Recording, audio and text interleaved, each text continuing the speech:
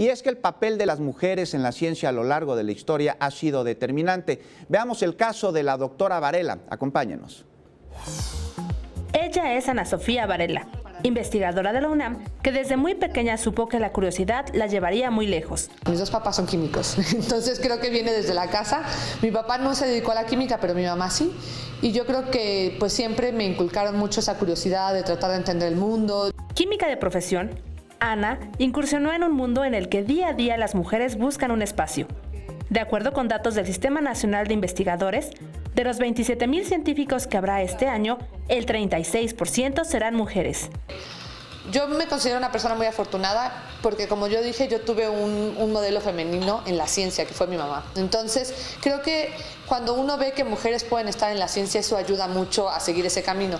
Sin embargo, sé que no es la realidad para muchos, ¿no? Desde hace 7 años, la investigadora Varela ha estudiado en el extranjero el dióxido de carbono y ha regresado a México con un proyecto que busca darle utilidad a este compuesto.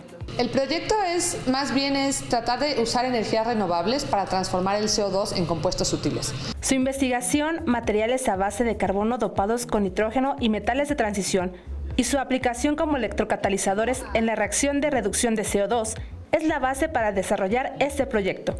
La idea es usar electricidad para llevar a cabo reacciones químicas. Si nosotros usamos energías renovables, entonces vamos a estar usando una fuente limpia para llevar a cabo estas reacciones químicas. En concreto, a mí me interesa trabajar con el CO2, usar energías renovables y llevar a cabo una transformación de CO2 a combustibles. Su interés está centrado en convertir el CO2 en otro compuesto a base de carbono, como los hidrocarburos, que sirva como combustible o precursor de la industria química, y pretende que en un futuro las energías renovables sean más eficientes, alejándonos de una economía energética del petróleo. El sobrante de energía eléctrica, cuando nosotros no lo necesitemos en las casas o en la industria, lo podemos usar para transformar el CO2.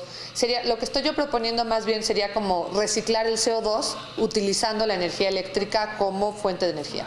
Ana Sofía Varela es una de las 5 ganadoras de becas para las mujeres en la ciencia L'Oréal, UNESCO, CONACYT y Academia Mexicana de Ciencias. Con imágenes de Elvira Rodríguez, Erika Sandoval, 21 Noticias.